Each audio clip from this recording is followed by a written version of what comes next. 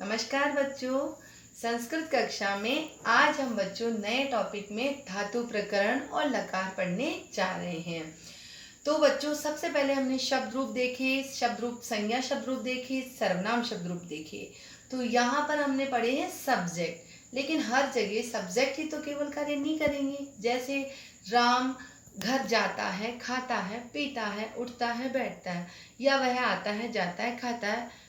तो इस तरह राम और वह तो एक तरह से संज्ञा और सर्वनाम हुए, कर्ता हुए, सब्जेक्ट हुए, लेकिन उनके द्वारा किया गया कार्य क्रिया।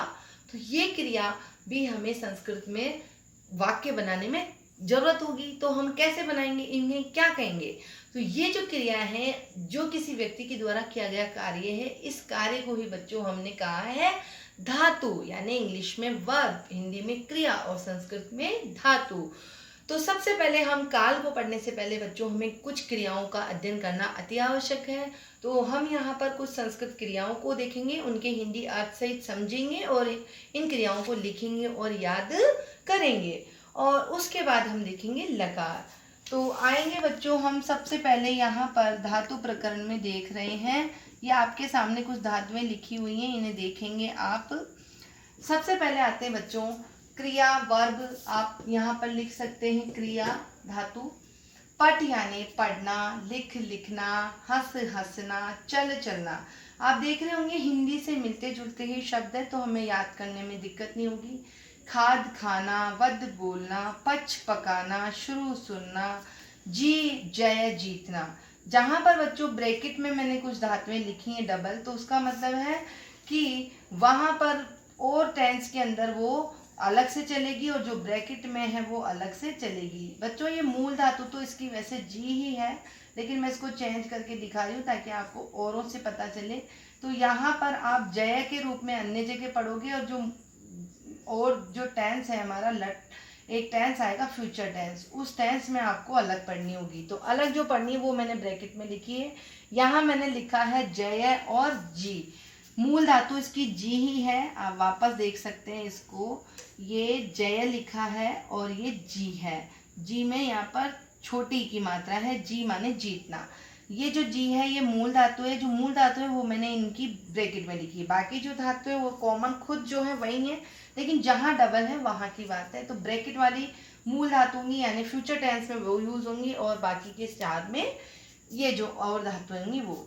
ऐसे भ्रम घूमना, अस होना, क्री करना, प्रच्छ पूछना, प्रच्छ यानी पूछना, नी नय, वही बात आ गई। नय नी मूल धातु है और नय यहाँ पर मैंने ब्रैकेट में करा, आप चाहे तो नी को कर सकते हैं।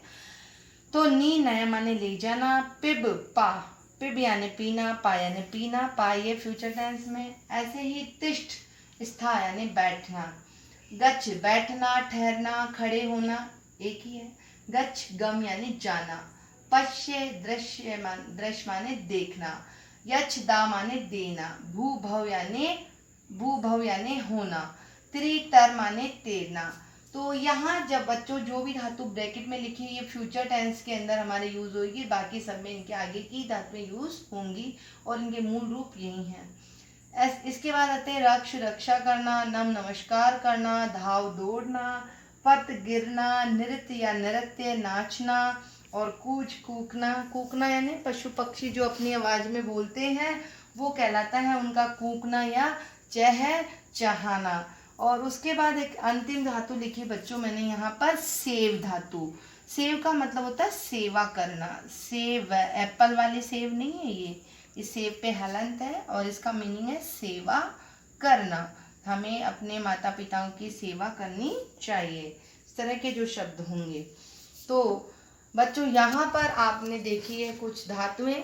अब हम इन धातुओं का प्रयोग कैसे करेंगे? ये धातुएं हैं, अब इनका प्रयोग करने के लिए हमें पहले टेंस की जरूरत होगी। टेंस को हिंदी में काल और संस्कृत में कह रहे हैं लकार।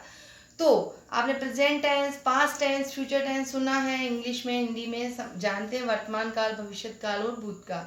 लेकिन हमारे संस्कृत में बच्चों वैसे तो कुल हम 10 देखते हैं, लेकिन हमारे कोर्स में केवल 5 लगे हुए हैं। तो हम इन 5 कालों को, इन 5 लकारों को हम देखने जाएंगे, इनके नाम समझेंगे पहले, और फिर इनके जो ये धातुएं हैं इनको उन लकारों में कैसे प्रयोग करते हैं हम इसको देखेंगे। तो आज हम केवल इतना कि इन जो 5 काल है हमारे, इन 5 काल को क्या कहते हैं इसको देखते हैं। तो सबसे पहले आप देखेंगे संस्कृत में हमारे पास कितने काल हैं, 5। और 5 कालों को संस्कृत में हमने क्या कहा है वो हम यहाँ पर देखने जा रहे हैं। तो आप देखेंगे बच्चों, सबसे पहले काल को हम लिख रहे हैं लकार, यानी संस्कृत में कितने लकार होते हैं हमारे, 5।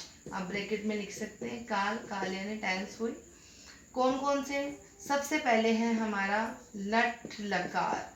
लट लकार का मतलब होता है बच्चों वर्तमान काल। फिर आता है हमारा दूसरा लिरिट लकार। लिरिट लकार का मतलब होता है बच्चों भविष्यत काल, ठीक है। उसके बाद आता है हमारा तीसरा लंग लकार, आधान है और गय है, लंग लकार, इसका मतलब होता है भूत काल। और चौथा है हमारा लोट लकार।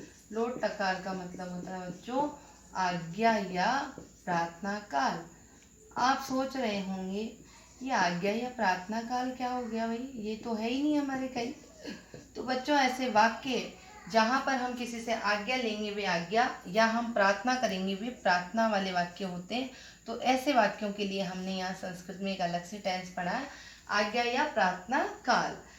अंतिम जो हम इसमें देखने जा रहे हैं वो है बच्चों हमारा विधिलिंग लकार। और विधिलिंग लकार का मतलब है किसी भी कार्य को करने के लिए जहाँ हम हिंदी अर्थ में चाहिए या योग्य अर्थ को यूज करते हों। अर्थात कोई व्यक्ति है, कोई व्यक्ति उसे पढ़ना चाहिए तो पढ़ना चाहिए, पढ़ने के योग्य है तो चाहिए या योग्य अर्थ जब आ रहे होंगे तो हमें वहाँ पर विधिलिंग लकार के प्रयोग करने होंगे। और जहाँ पर आज्ञा या प्रार्थना वाले वाक्य होंगे वहाँ लोट लकार। बाकी वर्तमान आप सभी जानते हैं, जहाँ रहा है, रही है, रहे हैं। भविष्यत काल जहाँ गा गेगी, आएगा, जाएगा, खाएगा, पिएगा। भूतकाल आप सभी को पता है, जहाँ था, थे, थी या रहा, रहे, रही वाले वाक्य होंगे। अब जानते हैं बच्चों हम सबसे पहले इनके संस्कृत नाम याद करने की ट्रिक, और इनको भूलने नहीं कभी, इनको हम यहाँ देखते हैं। हमारे ये 5 नाम मिक्स हो जाते हैं, हम उल्टे सुल्टे नाम इनको जोड़ देते हैं, लट को भूत कर देते हैं, भूत को भविष्य कर देते हैं। तो आज हम इनको नामों को अच्छे से याद करने को देख रहे हैं। सबसे पहले आते हैं बच्चों लट, वर्तमान काल। वाक्य देखो, लट जानते हैं आप, एक कीड़ा होता है जो कि मटर में भी पाया जाता है। तो लट मटर में पड़ गई लट, मुर्गी मर गई झटपट, यानी अभी अभी रिसेंटली वो काम हुआ है। वर्तमान काल हम पढ़ रहे हैं, लट झटपट अभी अभी, यानी लट वर्तमान काल। और इस लट के आगे हमने अगर री से ऋषि रिट लगा दिया, लिरिट, तो ये जब रिट लगा देंगे तो हम जब देंगे, हमने कहा गा गे आते हैं भविष्य काल, हम रेट लगा देंगे, वहीं पे हमारा ये हो जाएगा भविष्य काल। अब है लंग। इस लंग शब्द के आगे बच्चों यदि मैं लगा दूं डा तो ये क्या बन गया, लंगड़ा। अब आपको पता है कोई व्यक्ति लंगड़ा हो जाता है तो वो कैसे कहेगा, अरे यार पेड़ पे चढ़ रहा था, आम तोड़ रहा था, गिर गया और लंगड़ा हो गया। क्या हो गया, लंगड़ा हो गया। तो लंगड़ा शब्द में मैं डा हटा देती हूँ और लंगड़ा, लंग यानी हो गया, हो गया वो कह रहा है, तो वो कब हो गया, भूतकाल में हो गया। तो लंगड़ा शब्द से भी हमें हो गया पास्ट टेंस याद हो सकता है, भूतकाल। लंगड़ा में से डा हटाया, लंग लकार बचा और भूतकाल। अब याद करते हैं आज्ञा या प्रार्थना काल को संस्कृत में क्या कहते हैं। सबसे पहले लोट लगा, लौट जा तू। पिताजी को गुस्सा आ गया, आंखों के आगे से भगा रहे अपने पुत्र को, चला जा मेरी आंखों के आगे से, लौट जा तू। पुत्र बोल रहा है, अच्छा मैं चला जाऊं, लौट जाऊं मैं, आप चाहते हो मैं लौट जाऊं। कभी कभी ऐसे हमारे बच्चे अपने माता पिताओं से भूल जाते हैं तो गुस्से में माता पिता भी बोल जाते हैं। कोई कहते थोड़ी है कि तुम चले ही जाओ, लेकिन हम यहाँ सिर्फ अर्थ याद करने के लिए याद करें, लौट जा तू, चला जा तू। तो लौट जा आज्ञा दे दी है, और लौट जाऊं पूछ लिया है, प्रार्थना काल। अब अंतिम है हमारा बच्चों विधिलिंग लकार, जो कि नाम से ही कह रहा है कि कार्य को विधि पूर्वक करना चाहिए।